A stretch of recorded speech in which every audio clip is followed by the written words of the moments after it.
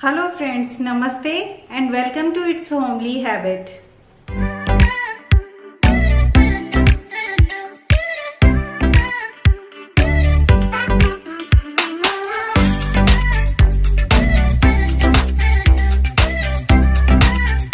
आज के वीडियो में हम लोग देखेंगे कुछ यूजफुल से kitchen and home hacks. So let's begin. तो सबसे पहले मैंने अपनी बेटी के कुछ कपड़े उठाए हैं जो अच्छी कंडीशन में हैं, बट अब उसके लिए छोटे होने लगे हैं, फिट नहीं आ रहे हैं। तो ये है पैंट और एक शर्ट है। तो अगर आपके बच्चों के भी कुछ कपड़े ऐसे हैं जिनकी कंडीशन अच्छी है पर वो थोड़े बहुत छोटे हो गए हैं, तो आप उन्हें इस तरीके से रीयूज कर सकती हैं। सबसे पहले मैंने पैंट उठाया और उसकी जो भी क्रीजेज हैं, स्टिच लाइन है, उन सबको सेट कर लूंगी और इस पैंट को कुछ इस तरीके से फोल्ड कर लूंगी। अब नाप के लिए मैंने उसका दूसरा हाफ पैंट लिया है, उसी के हिसाब से इस फुल पैंट का जो एक्स्ट्रा फैब्रिक है उसे फोल्ड कर लूंगी और सीजर्स की हेल्प से कट करके इसकी लेग्स को मैं अलग कर दूंगी।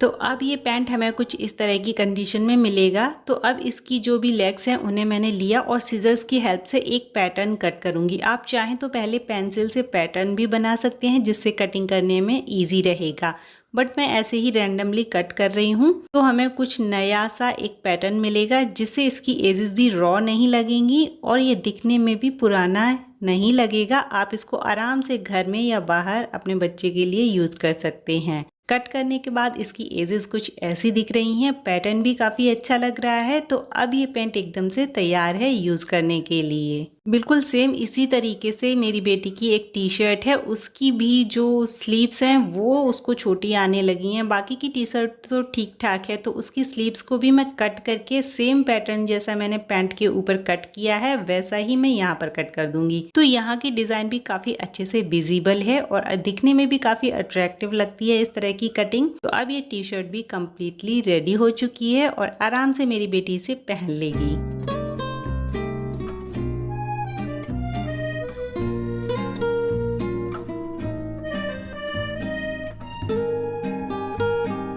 शाम का टाइम है और मैं आ गई हूँ किचन में। आज मुझे डिनर की प्रिपरेशन करनी है, तो स्पेशल भिंडी की रेसिपी मैं आपके साथ शेयर करूंगी। छोटी छोटी भिंडियों को अच्छे से वॉश करके कट कर लिया है, बीच से मैंने फाड़ा है उनको, और टमाटर और प्याज मीडियम साइज़ के लेकर उन्हें पीस लिया। इसमें सारे ही बेसिक से मसाले, हल्दी, नमक, मिर्च, धनिया, जिंजर गार्लिक पेस्ट, थोड़ा सा चाट मसाला, ये सारे ही मिक्स कर लूँगी। अच्छे से इस तरह का पेस्ट बन जाएगा और इसे भिंडियों के अंदर हम फिलिंग की तरह फिल कर देंगे।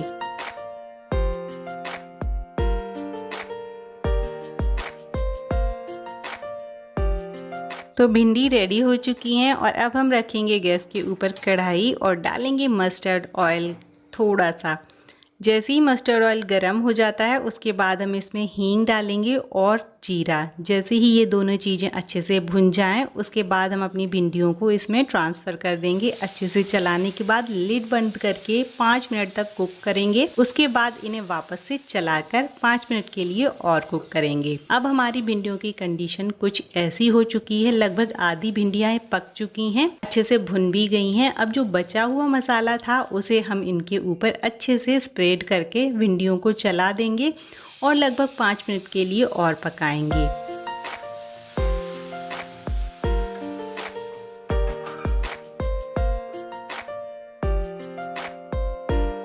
तो जब तक ये भिंडियाँ कुक हो रही हैं मैं बनाऊंगी रायता, जो बिल्कुल सिंपल रेसिपी के साथ मैं बनाती हूँ। दही को मैंने अच्छे से फेंट लिया है और इसे एक बड़े से बाउल में ट्रांसफ़र कर लूँगी। अब इसमें मैं थोड़ा सा जलजीरा, काला नमक, रायता मसाला मिला दूँगी और भुना हुआ जीरा।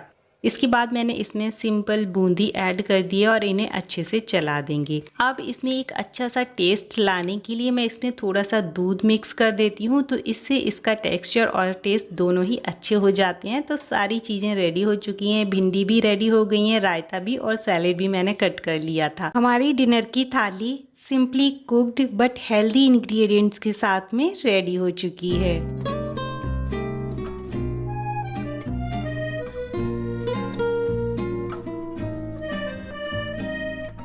रात के करीब 9:30 बज चुके हैं और बच्चों को खाना खिलाकर मैंने सुला दिया है और हस्बैंड के आने में भी अभी काफ़ी टाइम है, तो बीच में ये मुझे टाइम मिल जाएगा। इसी में मैं बच्चों के कमरे में आ गई और उनकी अलमारी काफ़ी अस्त व्यस्त हो चुकी थी, तो आज मैं इसको रीअरेंज करूँगी। तो सबसे पहले आप इसकी कंडीशन देख ही सकते हो कि कैसी हो चुकी है।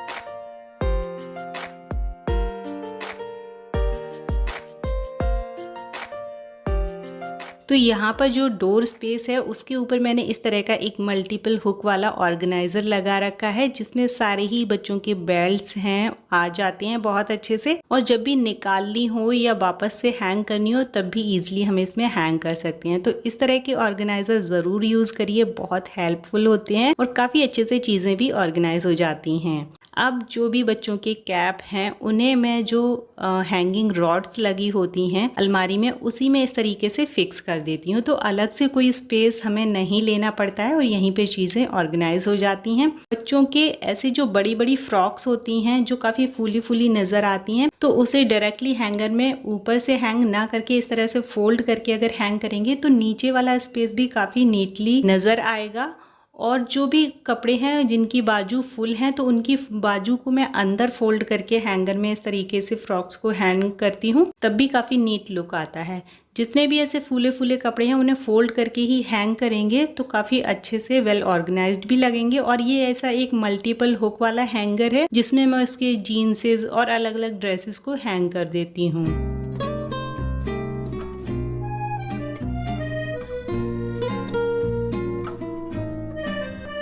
अब नीचे वाले स्पेस का लुक भी काफ़ी मैसी है, तो यहाँ से पहले तो मैं सारे ही कपड़े हटाऊंगी जिससे मुझे अच्छे से इस स्पेस के बारे में पता चल जाए और वापस से जब मैं रीअरेंज करूँ तो एक प्रॉपर आइडिया मिल जाए कि किस तरीके से मुझे यहाँ पर सामान को अरेंज करना है। सारे कपड़े और सामान हटाने के बाद मैं एक हैंड ग्लव की हेल्प से इसको क्लीन कर दूंगी। थोड़ा सा ज़्यादा क्लीनिंग की ज़रूरत नहीं है, पर हाँ थोड़ी बहुत धूल मिट्टी अगर हुई होगी तो वो अच्छे से क्लीन हो जाएगी। और अब मेरे पास है इस तरह का एक जो शू रैक होते हैं वो, तो इसे मैंने काफ़ी टाइम पहले लिया था, तब से ये रखा हुआ था, तो आज मैं इसे यहाँ पर एक शेल्फ ऑर्गेनाइज़र की तरह यूज़ कर लूँगी।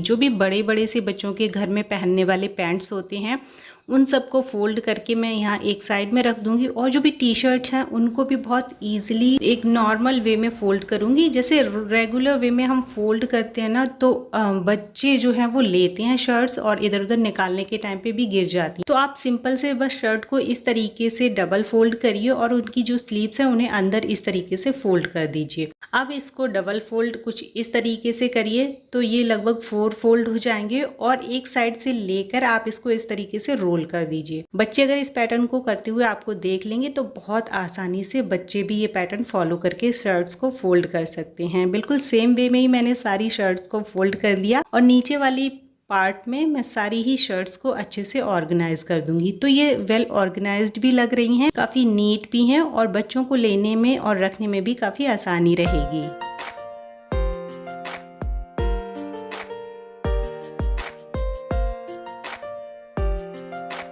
शेल्फ के नीचे वाले पार्ट में मैंने अभी के सारे ही कपड़े रखे हैं और ऊपर वाले पार्ट में मैं आकृति के सारे ही कपड़े अच्छे से ऑर्गेनाइज करके रखूंगी। उसकी जो भी शर्ट्स हैं, हाफ पैंट्स हैं, फुल पैंट्स हैं, उन सबको मैंने एक पैटर्न में अच्छे से फोल्ड करके रख दिया है। फुल पैंट्स को अगर आप रखते हैं तो उनकी जो बेल्ट्स होती हैं उन्हें अपोजिट डायरेक्शन में कुछ इस तरीके से करके रखेंगे तो उनका जो स्टैक है वो एकदम से सेम नजर आएगा। अब ये सारे ही कपड़े यहाँ पर आ गए और मैंने एक इस तरह की बास्केट यूज करी है। इसमें जो भी बच्चों के अंडरगारमेंट्स होते हैं, कच्चा है, बनियान है, वो सारी बहुत अच्छे से स्टैक करके आ जाएंगी। तो यहाँ पर भी ये सारी चीजें अरेंज हो चुकी हैं। अब जो भी हैंकी और सॉक्सेस बचे हुए थे उन सबको भी मैंने बचे हुए पार्ट में अरेंज कर दिया है। तो अब ये स्पेस बहुत अच्छे से ऑर्गेनाइज हो गया। बच्चे भी आराम से ले सकते हैं और आप भी इजीली चीज़ों को निकाल और रख सकती हैं।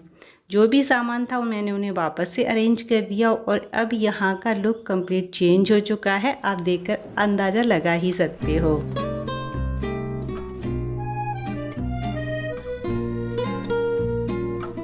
तो अब चलते हैं अलमारी के सबसे नीचे वाले पार्ट में, और यहाँ पर भी काफ़ी मैसी हो रखा है। प्रिंटर का सामान है, स्टेशनरी से रिलेटेड है, बुक्स हैं, नोटबुक्स हैं, आर्ट्स हैं, पेपर्स हैं, बैडमिंटन और इस तरह की काफ़ी सारी चीज़ें जो बच्चे रख कर कई बार इस तरह का मैस क्रिएट करते हैं, और हमें भी कभी कभी टाइम नहीं मिल पाता है तो चीज़ें अच्छे से ऑर्गेनाइज नहीं हो पाती हैं। सारी चीज़ों को मैंने बाहर निकाल लिया और यहाँ की भी हल्की फुल्की डस्टिंग कर दूंगी। थोड़ी बहुत धूल मिट्टी होगी तो वो अच्छे से क्लीन हो जाएगी, और जब हम ऐसे करते हैं ना तो जल्दी से चीज़ें गंदी भी नहीं होती हैं। अब ये कार्डबोर्ड का एक बॉक्स है जो काफ़ी टाइम पहले मैंने एक ऑर्गेनाइज़र के तरीके से यूज़ करा था। तो इसमें मैं जो भी रोल्स हैं पेपर्स के वो सारे ही प्लेस कर दूंगी, तो ये अच्छे से एक ही जगह पर रहेंगे, फैले हुए नज़र नहीं आएंगे। और एक मैंने लिया है इस तरह का पेपर बैग, इसमें जो भी स्टेशनरी से रिलेटेड पेपर्स हैं या बच्चों के स्टिकर्स वगैरह होते हैं वो सारे ही आ जाते हैं। अब ये एक DIY ऑर्गेनाइज़र है, इसमें मैं प्रिंटर की सारी ही इंक्स वगैरह जो भी हैं वो रख दूंगी, और स्पेस खाली था तो ये मनी बैंक भी मैं यहाँ पे रख देती हूँ। तो ये सारी चीज़ें भी काफ़ी अच्छे से ऑर्गेनाइज हो गई। अब मैंने काफ़ी टाइम पहले एक ये ऐसा ऑर्गेनाइज़र मंगाया था ऑनलाइन, तो इसमें कई सारी बुक्स आ जाती हैं, काफ़ी सारा सामान आ जाता है, तो मैं इसे प्लेस करूँगी। इसकी प्लेस डिसाइड करी मैंने कहाँ पर ये ठीक लगेगा, उसके हिसाब से मैंने इसे रख दिया। इस ऑर्गेनाइज़र के अंदर जितनी भी बुक्स हैं मेरे बेटे की वो सारी आ जाती हैं, एक भी बाहर नहीं रहती है, तो ये बहुत अच्छी चीज़ है। जब मैंने इसे मंगाया था तो इसकी कंडीशन देख के मुझे लगा नहीं था कि ये इतना स्टडी निकलेगा, बट जब से मैंने यूज़ करा है मुझे इसके रिज़ल्ट्स अच्छे मिले हैं। क्वालिटी देखने में अच्छी नहीं लग रही थी, पर जब यूज़ करा तब चीज़ें समझ में आईं। सो ऐसी ही और भी वीडियोस के लिए आप इस चैनल को सब्सक्राइब कर लीजिए। बाकी बचा हुआ सामान भी मैंने सारा ही अलमारी के अंदर रख दिया, तो अब काफ़ी सारा स्पेस भी अच्छे से खाली हो गया है और चीज़ें भी वेल मेंटेन्ड हो गई हैं, प्रॉपर तरीके से ऑर्गेनाइज लगने लगी हैं। मैं मिलती हूँ आपसे एक नए और इंटरेस्टिंग से वीडियो में। Till then take care and bye.